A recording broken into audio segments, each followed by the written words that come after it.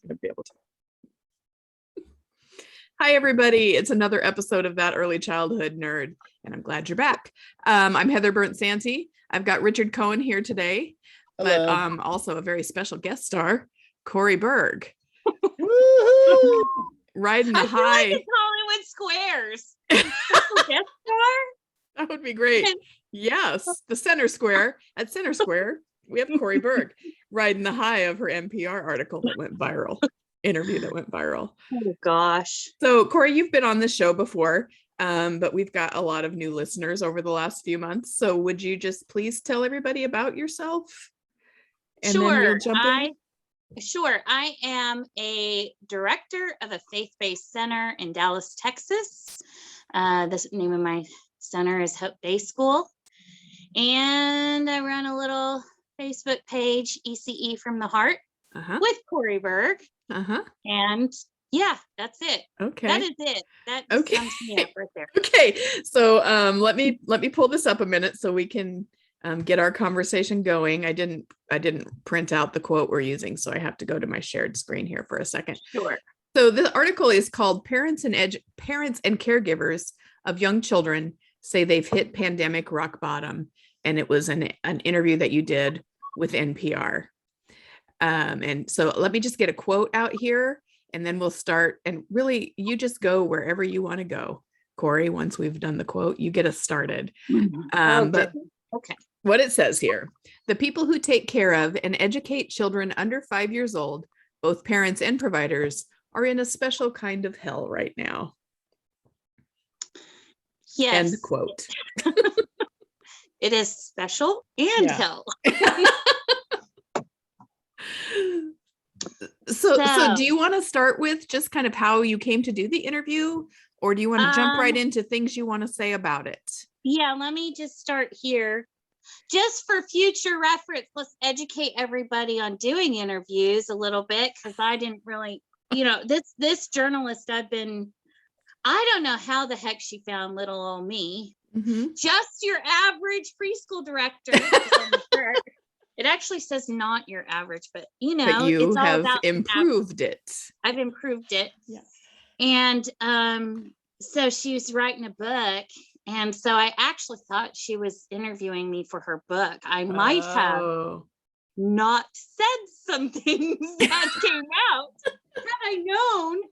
I kind of got an inkling after I realized she did Zoom, and I've never done Zoom. And then when she set up a photo shoot and I looked up this dude and his, the last portrait he did, it looked like was the quarterback for the Dallas Cowboys. Oh boy. Wow. So I got a little nervous, and then I kind of figured something was up. Oh no. So yeah. Give us an example, Cori, of something you might not have said if you had realized. I might not have said a colorful word that went out on first line of the article. Morning edition. I didn't know what was done with any of it. And until I was at work about to go into my staff meeting, and the senior pastor texts me and says, "Oh my God, you are on NPR Morning Edition right now with the tagline, 'A parent told me to F off.'" No. And I was like, oh my God. And and he's like, it's okay. There's other people backing up what you're saying. So yeah. I said a whole lot of other stuff that didn't quite make it. So that's how it goes. Yeah. That's the other thing you don't understand when you're doing interviews, is that they get to pick and choose which pieces they're going to include. And I do feel like the article hit a nerve in a good way and shared everywhere. And it was both educators and parents who were sharing it. So I want to make sure that just right off the bat, this is not a parent bashing thing. I think the whole point of this article, that's everybody's favorite cuss word, right? Because you can use it as every part of speech. I definitely have practiced it quite a bit in the past. Definitely my favorite. And will in the future. And, it's how we all feel right now.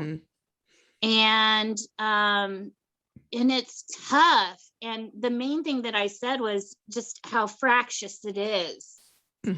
And it's hard because we as providers, we're still concerned about liability. We're concerned about our employees. We have some parents that want us following the COVID protocols, other ones who don't. Mhm. We've got this new guidance for adults, but it's confusing. A lot of people don't realize it's still for childcare. It says exactly the same thing on the CDC that it says. We've got health departments that are telling us something different. Some states you are required to follow the health department, others not. Mhm. In my state, you've got licensing who it depends on who you talk to. And it's really, I mean, I honestly, my favorite quote is like further down in that, everyone threw us under the bus. Yeah. So And talk about what that means, Cori. Why did you say, why is that the most important quote for you? because it's like we're being told to follow these things, but we're dealing with very stressed out, angry parents. Yeah. Some, I mean, I think everybody's stressed out. That's a Sure. given, but who don't, now we have broken their trust because it's like they're think we might be making this up. And so in my case, I mean, I had parents calling the health department, calling the licensing, and it just has been so tough. Yeah.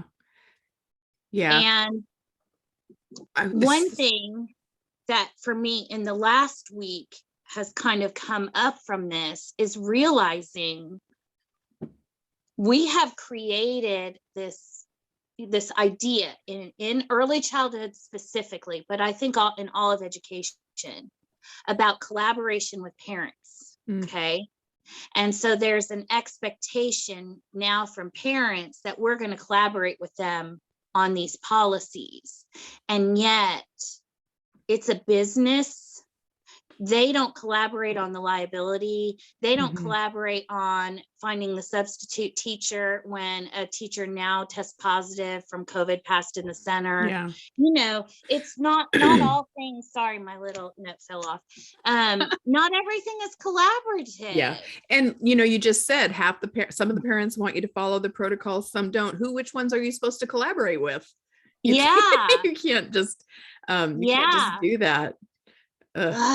So you're right in the center of, sort of this other national phenomenon, which is parents' rights, right? Yeah.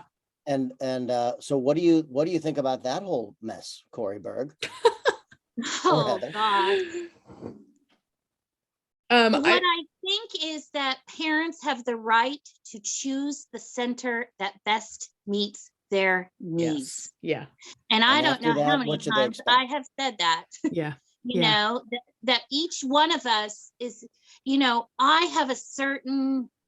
I might run a little bit differently if I knew that all of my parents were hourly wage employees that if they don't bring their kids to care, they can't get paid.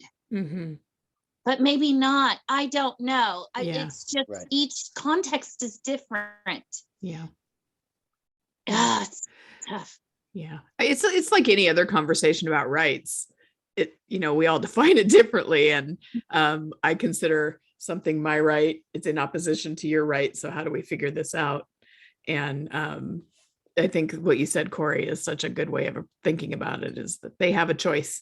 If they feel like I'm violating their rights at my center, they can maybe shop around. Everybody's got space. It seems like whether they have staff is another question. Yeah. But everybody's got space in their programs. And they all know what our protocols are. And it's not until the quarantine hits or something like that now suddenly it's like, well, hey, dole it back now. And it's like, but you knew this, you signed on for it. In fact, most of us have policies that parents sign that they're going to support it. And but I think the other piece is there is a resonance with the very beginning of the pandemic when we were having so many families that were losing their jobs but didn't want to lose space in the school. And so they were wanting to cut all these special deals. And it's like, you know, there, I don't know if we can do that. And Mhm. I love you and I care for you as a family in my school. And yet I am running a business and I can't solve Mhm. all of your family problems. And Mhm. I just realized so much has been put on us Mhm. as the childcare. I know some people don't like the word, but the childcare industry, Mhm. that we are taking the brunt of it. Why aren't the employers Yeah. helping out with this? Do you Why is think, it getting pushed down on us? yeah, do you think part of it stems from sort of an idea that's plagued our work for as long as I've been aware of our work, that women are naturally children tenders and caring people who should be doing this out of the goodness of their heart? Yes, So, if I could log the types of comments that are said to me mhm. by angry people, the little pieces that are put in there, like, well, now I can't go to a funeral. Well, now we're going to lose our jobs. Well, you're not being such and such. You're not being transparent. You're not being this. You're not. They really try to pull on those cords. And Mhm. it is a lot of mental Yeah. work to kind of keep it, a boundary with yourself. And And I'm not always perfect at it. I think the same kinds of stresses can be feeding both you in that conversation and the family in that. They have Oh, yeah. all these things that they need to try and maintain too. So it just sort of builds because you're both feeling so much pressure and you both want to do what the right thing is, right? You're not quarantining or closing down or making changes to capacity for the fun of it. You're doing it because Right. you care enough to keep people safe. I think one of the things in that interview that stood out to me so much and really summarized a big piece of the issue was when you were, because you were quarantining from COVID exposure, or you had Oh, COVID, yeah. and then you said, part of me really wanted to have COVID because then Oh, you would feel sort of validated in taking that time well, and doing I know that a lot of, quarantine. I was worried that I wasn't positive, and in the end I wasn't. I was negative. And then I was Right. like, oh my gosh, first of all, I could still get sick again and have to redo this all Right. again. Yep. And second, what are people going to think? Right. Mm-hmm. Well, and of course, you still could anyway. I mean, you can Yeah. have COVID more than once. Even if you had it, Yeah. you can still That's have it again. true. Yeah. I want to just jump in and sort of make a disclaimer or something, because Cori, I know you fairly well, kind of, and I experience you as an incredibly committed and passionate professional. Yeah. And I Seconded. also experience you as someone who works so hard to treat other human beings with kindness and respect. So I just want to make sure that anyone who's listening to this right now, yes, we did hear Cori just now express her frustration with some of the parents in her program, but don't mistake that to think Cori Berg hates all parents. That's Oh, not at all yeah. the message to I take. am a little worried about that. Right. That's why I Mhm. wanted to be really Yeah. explicit about that. That's not the message to leave this with. Yeah. Yeah. It's that even the best of us, which is who I consider Cori Berg to be, can get so frustrated and abused, frankly, by various stakeholders in her community that her emotions reach this level. And that's a Mhm. really different way of leaving this podcast than just, oh, that director was saying mean things about parents. That's not Yeah. what I just heard from you. In fact, Richard, I'm kind of a spiritual person. So anytime I have a difficulty with somebody, I spend time in my head thinking compassion towards them Mhm. to help bring it down, and to myself. I know it must be infuriating because they can't see really structurally everything behind this. So there's also things like whether or not, because sometimes you have cases where a child will test positive and already be quarantining at home before a classroom shuts down. And some centers are able to take them back early and some aren't. We really aren't able to. So if a classroom shuts down, it shuts down. I can't put them in another classroom. I can't, we don't have the extra staff. There's privacy issues. I can't really tell parents when different teachers are able to come back, because eventually it'll reveal if somebody had COVID. And so everybody's just kind of looking at their individual need that's right in front of them. And I just feel, I feel bad, but I don't know. I don't know what the solution is. Heather and I did another podcast recently about professional love. And we were talking about how, part of being a great early childhood professional is you bring your humanity to work every day. You can't be oh no, Heather's not frozen. She's just looking. I was just looking at something. Yeah. Looking thoughtfully. Right. You don't know that. Well, for those of you listening, watch the video and you'll see what Heather just did. The only way that we can be truly effective at our jobs is to, as professionals, be incredibly fallible, imperfect human beings, to express our love towards the people in our community. But what's also true is that it immediately opens up the door for blurriness and confusion.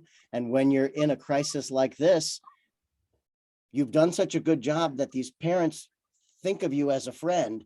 And when you say, I can't help you, they are hurt as if a friend hurt them. Oh. Right? By doing your job well, you end up in this position you're in now. That's a special kind of hell. It is. And you know what? The same is true outside of pandemic stuff, often with teachers. Yeah. They may be going through something and we love them dearly, but whatever is in their life no longer fits the structure of what we need for our school or a center or whatever it's called, whether it's hours or whatever. So it's a common problem. It's just extreme because it's everybody at once. Right. I can't imagine. I'm actually scrolling. That's what you thought I was freezing it. I'm scrolling to find the email from Cori that had your notes to see if I need to ask any leading questions. And I think the other piece, because I've done a lot, I kind of took a bit of a break from even writing and stuff on my own ECE page because I was just really overwhelmed. And right before this, a whole bunch came out. And I think there was one post that connects to this that a lot of people resonated with. There was a theme, this theme of martyrdom. And that it is up to the stories that came out from people. I gave birth and 2 days later, I went back to the center because the chef called in sick. Oh my God. Yeah. So many horrifying things. Our field is not necessarily humane towards its educators. We have talked a lot about wage, but just the day-to-day stuff. There were times in the pandemic, my staff could not get bathroom breaks easily. I felt horrible. Come 4 o'clock, suddenly everybody's running to the bathroom because there's the numbers are going down. And what I ended up having to do because of the staffing shortage is cut my center in half. I now only have 4 classrooms instead of 8 because I just can't get enough staff. And I'm only able to do that because I've been really wise with that federal funding that came earlier, knowing I might have to do this eventually. I'm hoping that's wise. I shouldn't have said that, knock on some wood, but it's just, we have pushed ourselves and we have to stop this superhero stuff. We are just average people doing a job, and we aren't paid 6 figures. And I'm really thinking about especially these centers that unfortunately teachers don't even get like sick days or paid leave. And so when COVID is passed through, and now they're going to have 2 weeks without pay. And then when their children get sick from it, and now even more, it's not fair to put them, where their needs aren't being met. We've got to take care of our people. That has to be part of the picture. I feel like that is one of the, I've heard people say, I've said it myself probably, that a lot of the crisis things that we're talking about in early childhood right now, we're already there.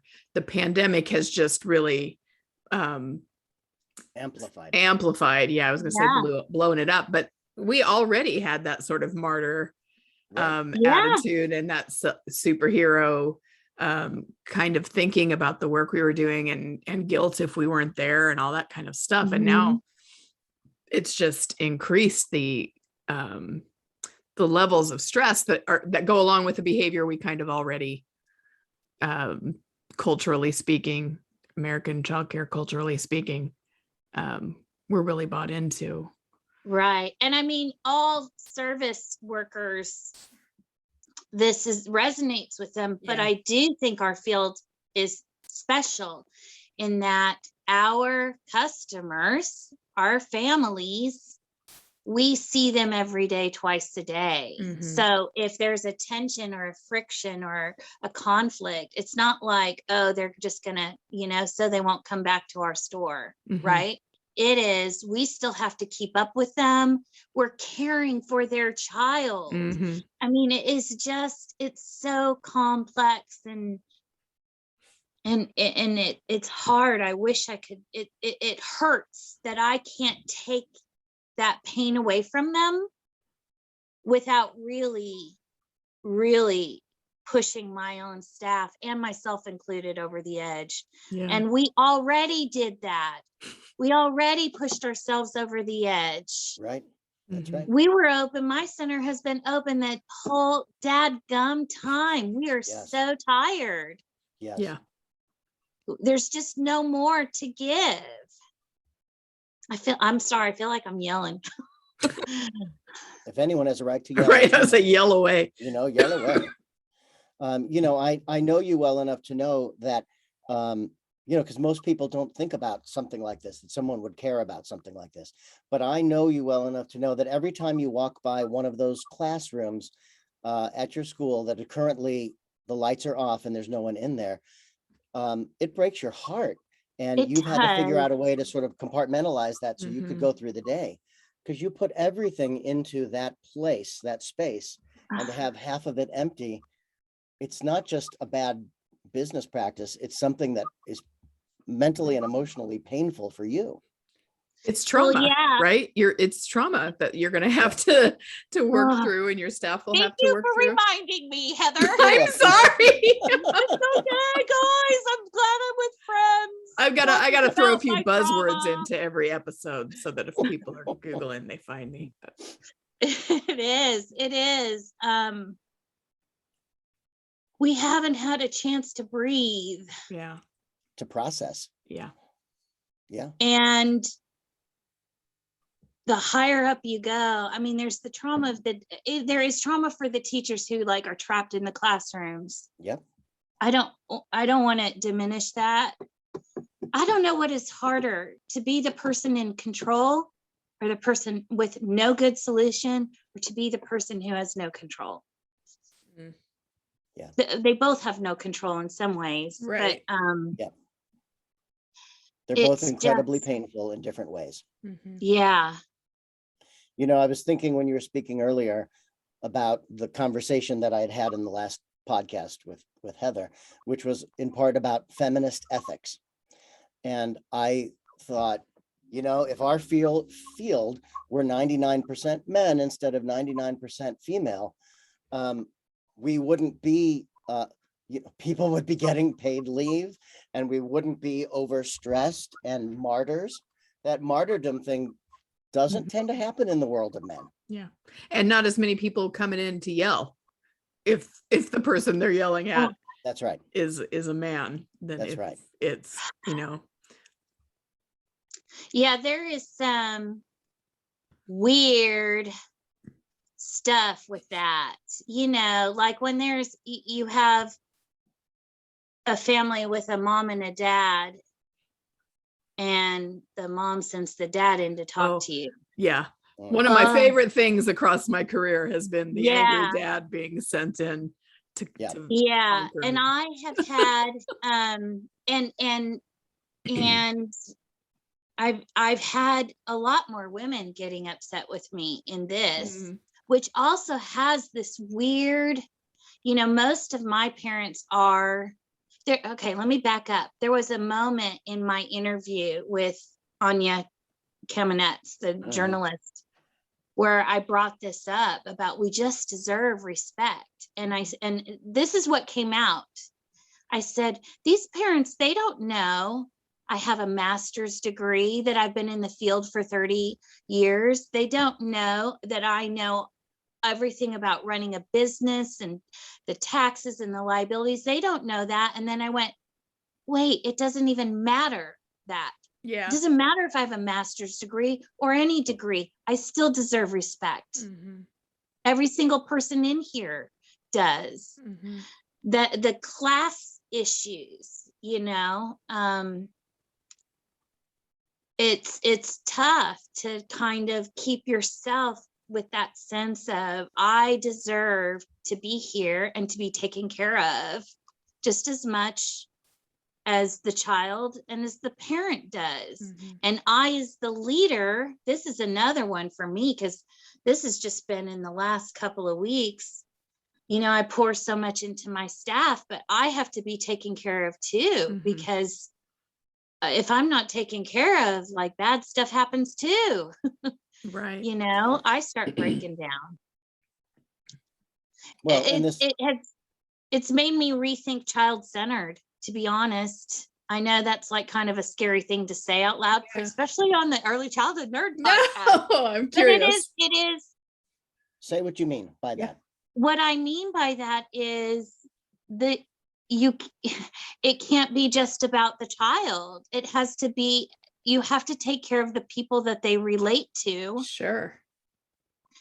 And I mean, obviously you can't run a business if you're not taking care of the parents in some way, but it can't be a priority or at the expense of the educator.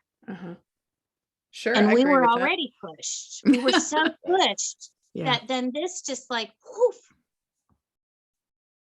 I don't know. Definitely. I think, it really has shown a bright light on that, Cori, that if the people that we're counting on to provide a child-centered experience aren't, you know, the best they can be on that day, aren't feeling supported or, you know, rested, or haven't been able to pee in 5 hours, then we can't expect them to give those rich experiences and opportunities and interactions with the children that we mean when we talk about being child-centered. Yeah. I don't know. Richard, were you about to say something? I was going to say about a month or so ago, I posted something on my Zen page. I don't remember what it was, but it was about compassion and something about systems. Until we can create compassionate systems, we won't ever experience compassionate work lives or something like that. And wow, there was a whole flurry of Zen readers that I had to ban directly after that one.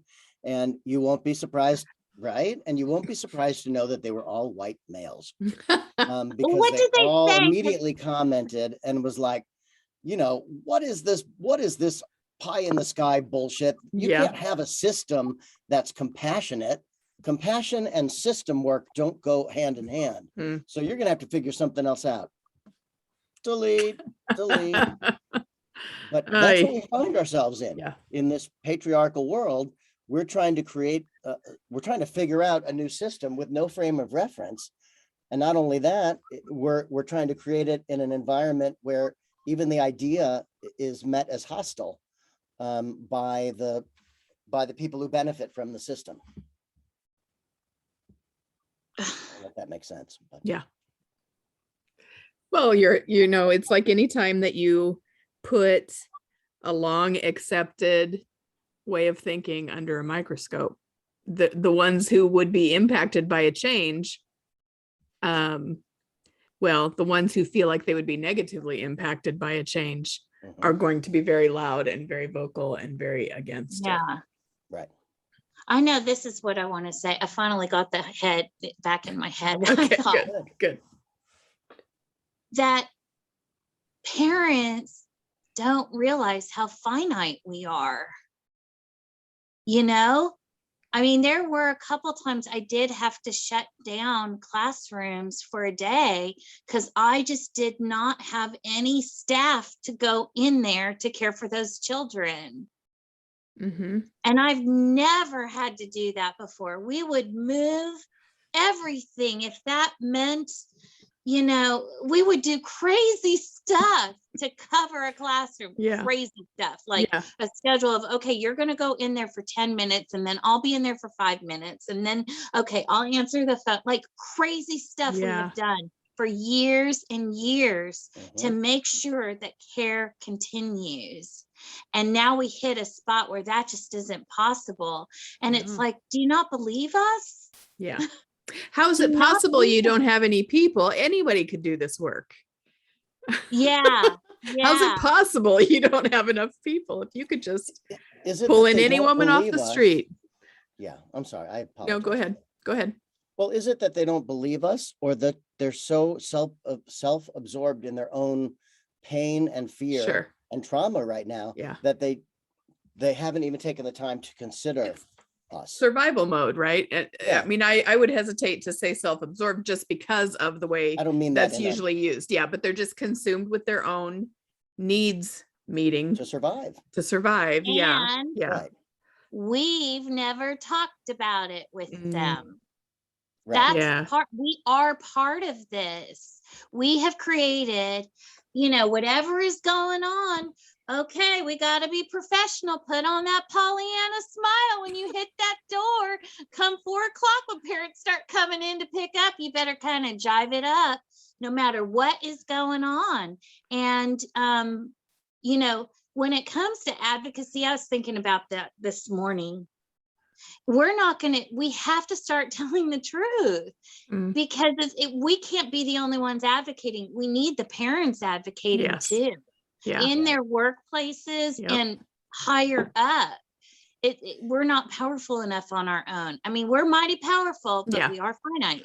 I think that most of the changes that I would like to see in childcare, early childhood programs, early, whatever you want to call it, really depends on, or would be more feasible, more achievable if we could get the parents to be advocating with us or demanding the change themselves, because then there's always that, the customer is always right and the parent's the customer. And so whatever they expect should be what we're doing. And that's not how it works either. And if they heard, like you're talking about, Cori, some of the reasons behind the difficult decisions or the reality of getting through a day during the best of times, then that just gives them a different perspective to operate out of.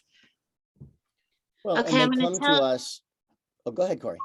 Okay, so here's the part where it gets really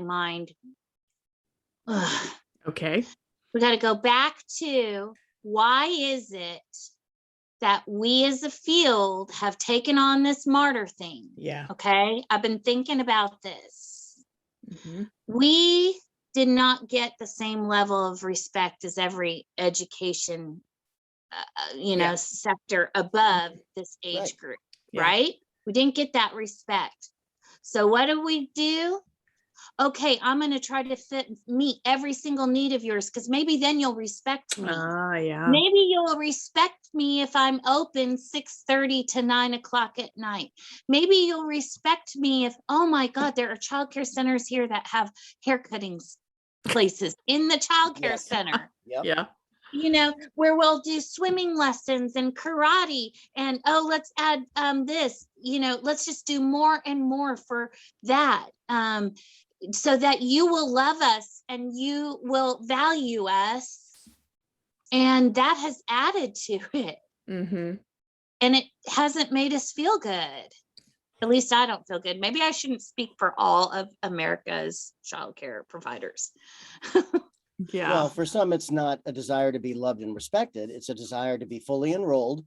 And we're already, operating on a shoestring.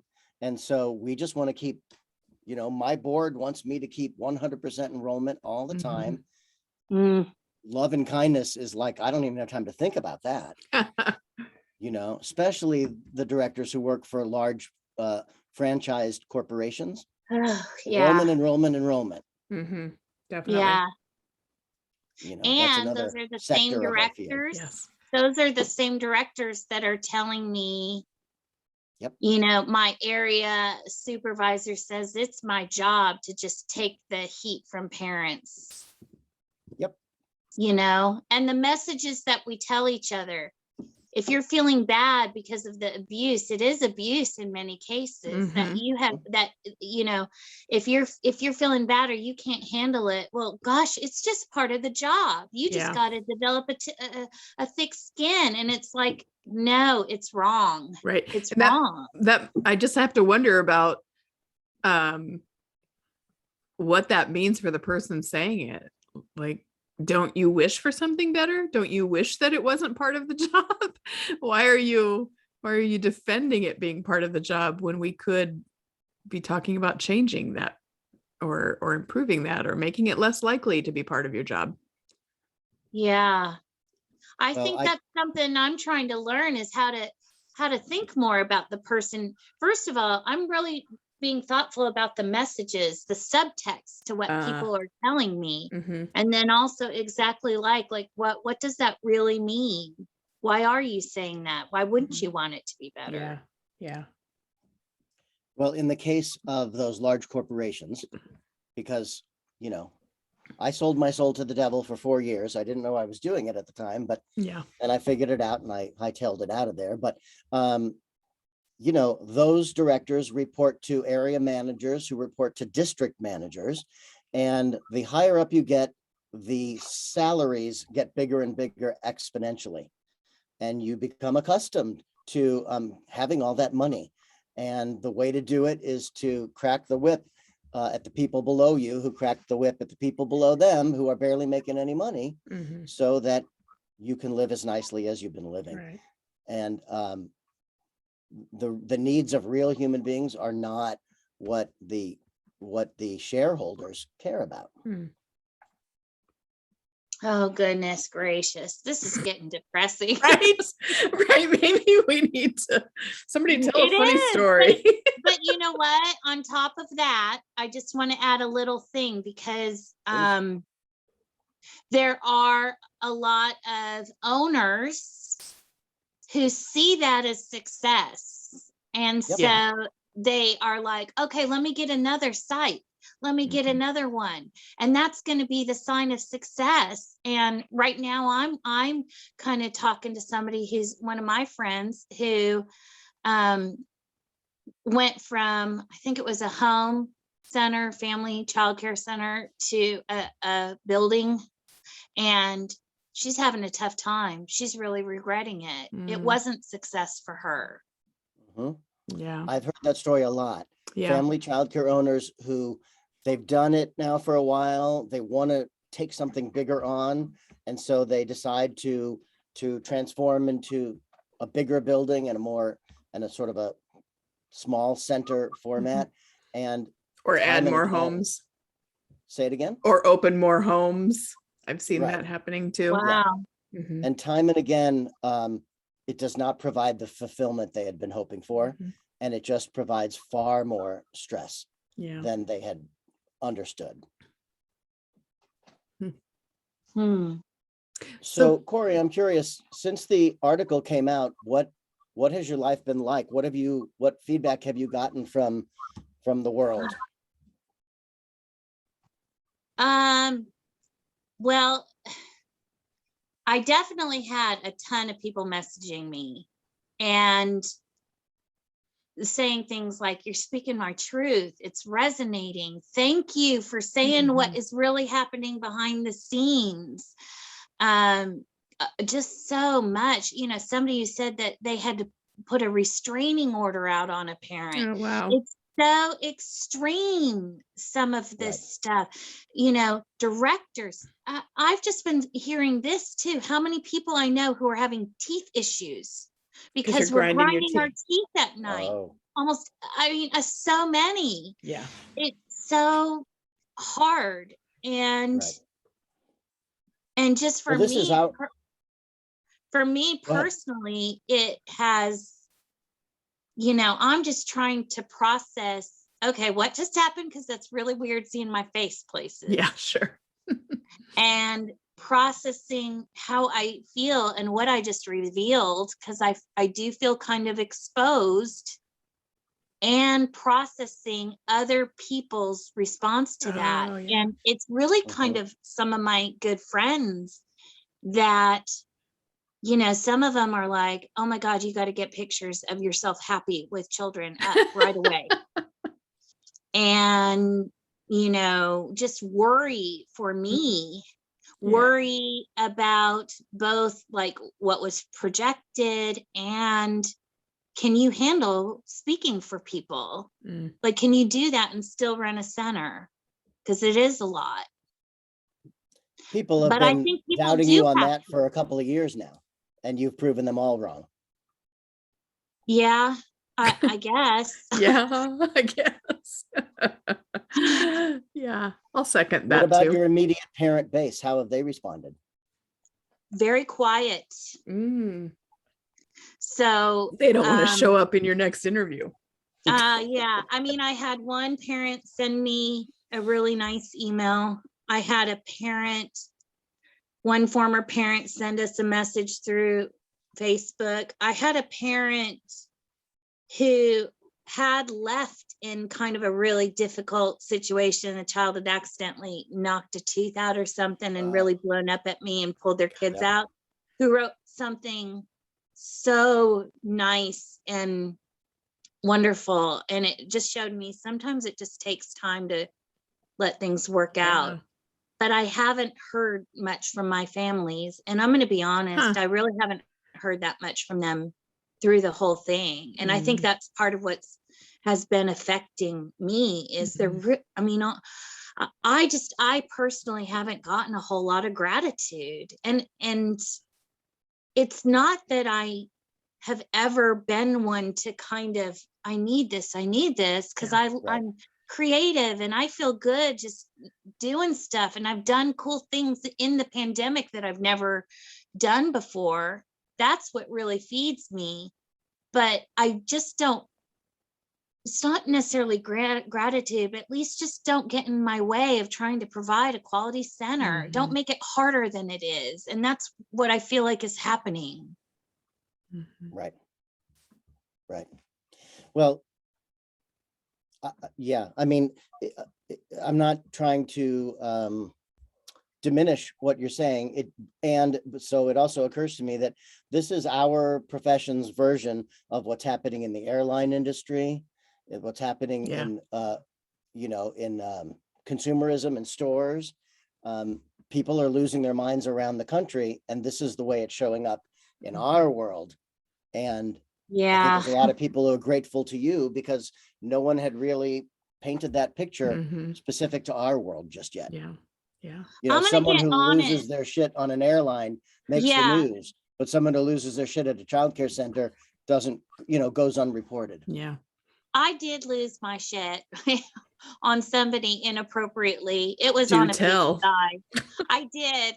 I went home on a Friday. I don't get home until after 7, and I wanted pizza and those darn cinnamon sticks, and it showed up without the cinnamon sticks. And I called them, and all of the frustration of everything of running a childcare center went into whoever that poor manager was. So I did it too.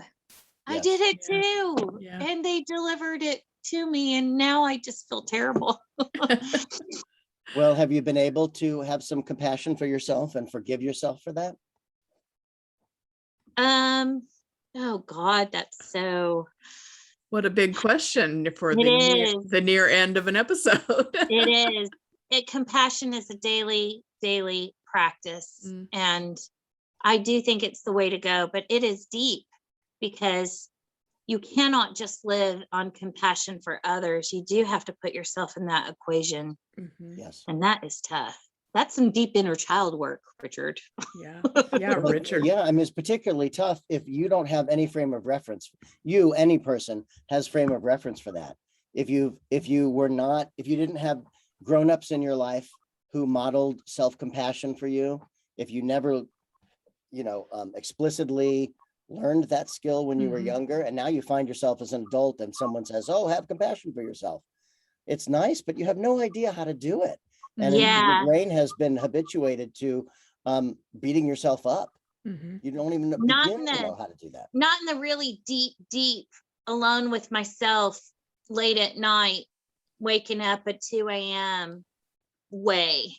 We have it in the, okay, I can, go to work and feel good about my work kind of way, but not in that real deep, my needs matter way. Mm. I suspect that's true for Heather and I as well. It's pretty human what you just described, I think. Mhm. And I Yeah. think it's what brings us to work with children. It's like we're in touch with our own fragility, and that's why we're able to be so good at our jobs. It's that whole freaking wounded healer thing. Mhm. Yep. Yes, it is that whole freaking wounded healer thing. Yep. And it That might brings to be my the name mind of the what- episode. Yeah, there you go. I like that. Heal the freaking healer with Cori Berg. It reminds me of process versus product. Yeah, everything does. The hard thing about process in a society that doesn't value it is you keep waiting for some like, oh, now I'm done. Now I Mhm. know. Now I'm healed. And that's not how life works. Yeah. You're just always healing, and you hope you're better today than yesterday. And that's as good as we can ever do. Mhm. We're just always in process. And that sucks when you want a product. Always. When you want a stable ground that will never change. Mhm. And so it's learning to accept the, waves. Yes. Oh my goodness, this is deep. I know. I don't know how to wrap it up, but we kind of should think about wrapping it up. We We've need been to going wrap for it a up. while now. If people are still listening by now, we Right. lost them. Everybody just leave because we can't stop talking. We can't figure this one out. Except Well, it's I'll prop. just say, I want to give Cori the last word, but Yeah. I'll just say, in this last couple of years, one of my greatest heroes has been Cori Berg. And that's not because she's not your average director. It's because she is your average director. She is a fallible human being, no better, no worse than anyone else. She's just a human being who's doing the best she can every minute of the day with as much grace as she can dig up. And she fails a lot and succeeds even more. And I don't know how any human being could do any better than that in this world. Yeah. Yeah. Oh gosh, Richard. Yeah, I just want everyone, it is so messy. And I really think the only way through is to have somebody that you can tell your truth to. But don't stay there. Don't stay in the complaint, whatever it is, to try to figure out your mindset for the next day, or looking at and seeing what are we learning here. I'm learning some deep stuff about martyrdom that I know is going to change my life. It is quite painful right now, but I'm learning some deep stuff, and I'm going to make some changes. And I think other people are too. Yeah. Don't stay in the complaint is also brilliant. Just that phrase is wonderful. It's I may have gotten it from my coaching session yesterday. Oh, okay. Well, so I'll pass that one thank on them. to my nice coach there. Thank your coach for me, please, because that is a really good, I guess, summation sort of a summary of what we've been talking about is these feelings are all real. The stresses and the experiences and the hurt that sometimes come up are all real. But we can't just sit there. Right. Even if it's just a tiny little step, we can always move in another direction a little bit at a time. Yeah. And I'm sorry, but I'm actually sitting here getting a little emotional because I'm thinking about Heather for a second here. I was just thinking the same thing. What? Both of I'm you not two doing are anything. astounding human beings. What you've been through in this last year and the grace with which you carried yourself is, I hope I can bring even a small part of that into my life. And I'm so thankful to both of you for being a part of my lives. Oh, thank you, Richard. Yep. There we go. Richard's crying. Cori's making hearts. I just want to hug everybody right now. I really want a real person hug so bad. Oh, yeah. Yep. Maybe someday. Soon. Yeah. Well, we better really wrap it up now that Richard's crying. Yep. She's been trying to wrap this up. You strong ass women, take it home. Yeah. Well, I just want to thank you, Cori. I know that this experience has been tough for you and that you've had a lot of feelings since that interview came out and lots of attention. And so I thank you because it's important, but also I hope that it doesn't weigh on you. It's getting a little lighter each day and spending time with my friends here, my nerdy friends here. Yeah, I'm so glad that you came on. It was a good part of the process. So thank you. Good. Yeah, thank you, Cori. And for being on and being willing to just open yourself all up again to the same kind of thing. I think that's a lot of courage and commitment and integrity, which I appreciate. Yeah. Okay, really, I'm going to hit stop now before we start another circle of love going on here. Okay, thanks for being here, both of you. Thanks everybody for listening to another episode, and we will see you again next week.